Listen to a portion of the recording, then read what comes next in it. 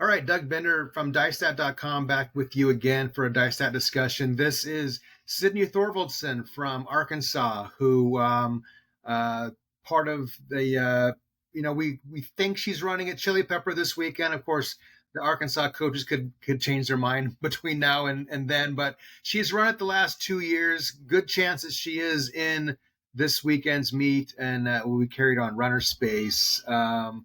Sydney, how are you doing? I'm doing well. Thanks for having me. I'm excited. Hopefully, yeah, I'll be racing this weekend and get to kind of have a season opener. Yeah, for sure. 2 years ago in this meet, you were fourth. Last year, you were second. So it seems like maybe they ought to let you go for the win here this weekend You and think? check that box. One of these times, yeah, we'll see. I feel like definitely going into this race, it's a lot of kind of kind of getting my bearings, I guess, for this season as this is the first race that I've raced, and so I think we have a really good group. And hopefully we can work together, and it'd be great to see a hog take it. Yeah, yeah. 11th place at NCAA Cross Country last year. So um, a big achievement then for you. What does that do for your own um, belief and that you can do something better, something great this fall? Yeah, I think that was kind of maybe not unexpected, but just that was a huge accomplishment for me. And so to see that I could do that, I think it just kind of propelled me forward. And I think I had a really great track season. So I'm kind of hoping to just use that to kind of build momentum and Yeah, hopefully see what we can do in cross. yeah, yeah. Uh, 13th in the 5K, 7th in the 10K at the NCAA Outdoor Championships.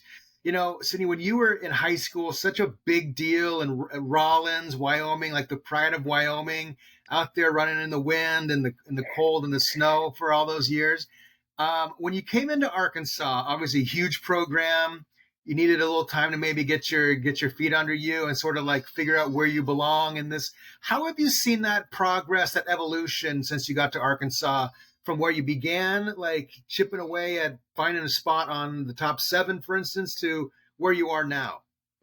Yeah, I think, like you said, it was a big change going from kind of that Wyoming environment to coming here. And yeah, everyone is so great, but I think also being surrounded by such wonderful and fast people has really made me the athlete that I am. And it really does go back to just kind of the same thing of hopefully making, people at home proud as well. And I think that I still kind of represent that as well.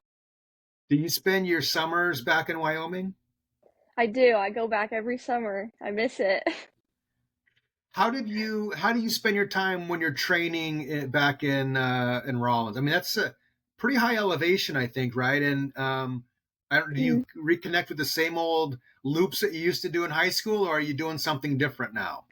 Well, I feel like every summer I've been back, I really have been kind of all over the place in Wyoming. This last summer, I actually worked at a ranch in Jackson, Wyoming. So I did a lot of work with some cattle and ranching, and it's honestly fun to just explore. It's Wyoming's home, but it was Yeah. nice to be able to just kind of be there and yeah, be out in beautiful Wyoming. So that's interesting. You're working on a ranch as a cowgirl, right? Like you ride you're riding a horse and doing that kind of stuff, right? Yeah. Have Yeah, you I was. is that new for you, or have you been doing that sort of work for a long time?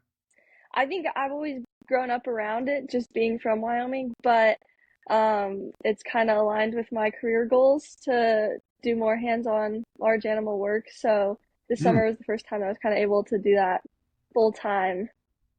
So what do you hope to become after your running career is over, or whenever what's your degree going to be in?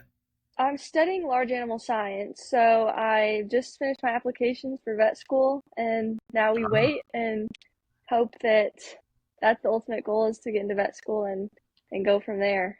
I see. So you're aiming to be a vet, not necessarily a farmer, or a Right. rancher, right? Yeah, yeah. Right.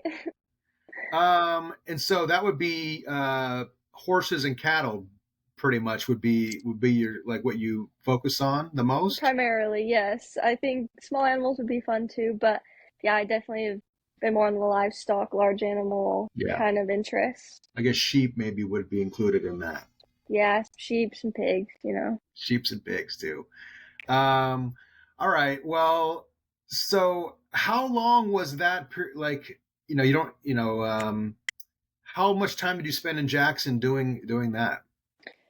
It was it was a few weeks, probably 8 or 9 weeks there, where Hmm. it was kind of yeah, I'd work cattle and stuff during the mornings, and then in the evenings I had some time to go work out and do all that, Yeah, and it was in a beautiful location, so I was really yeah. blessed to be I'm able to sure do you can that. see the Tetons from your runs and stuff over there. Absolutely. Yeah. It was beautiful. Did you? How much of the Olympics did you take in? Were you watching that every day or not? I tried. I was very busy, but I definitely tried to keep up with the results and stay on top of all that. Yeah, yeah. Tell me about this year's Razorback women team. Like, what are you excited about? What do you see developing there at practice? I think we have a really some great potential. I think that we're all very young, and um, I think that that's kind of where I wouldn't say we're lacking, but I think where we have a ton of room to grow is just that we're very young and we can really we have places to develop for sure. But all of the girls are wonderful. They're hardworking and they're always willing to be a teammate, which I think is very important for us right now. Is just building kind of a good team culture, especially with just all the adversity that we've had to face already. So I'm really excited for what we can do. I think that we have a something great going. Yeah. And at this stage of your college career, do you feel like you're kind of like taking on a leadership role in the group? I think so. I think that there's a lot of people in our group that really have stepped up though, and I think that we all kind of share a sense of leadership, and I'm super happy to be considered a leader for the girls, but I think all of us have kind of really taken a big step to kind of help everyone out. Hmm. Tell me about what makes the Chili Pepper a special event that's something that you're excited about. Chili Pepper is always just very exciting. It's an interesting time in the season where we don't really have a huge race going on, but Chili Pepper is kind of a fun one for us. We get to be on the home course and have home crowd, which is really cool because it's our only race usually during the season where we can have that. And we also have some usually alumni that come and watch, and so it's always kind of a special time. Yeah. As someone who's obviously raced there a couple of times, there's a lot of training there. Preview that course for me. Like, where do you attack that course? How do you win that race? I don't even know if I know the answer to that one. It seems like every year I switch it up, but I think there's a ton of potential on the start and the finish. It's just a huge straightaway. So as long as you can get out, it's great. And then I think we usually like to group up for that first mile or two, and then the last mile is net downhill. So that's a great place to kind of be thinking about starting to speed things up and use that hill and bring it home. Awesome, awesome. All right. Well, I can wrap this up, but Sydney, thanks for giving us a little preview into your weekend at Chili Pepper. Can't wait to see how the whole season unfolds for you, and you can improve on 11th place at nationals. Like you're really moving up into the top tier of college runners, and it's exciting to see. Thank you. Thanks for having me. I appreciate it. You bet, Sydney. Good luck. Thank you.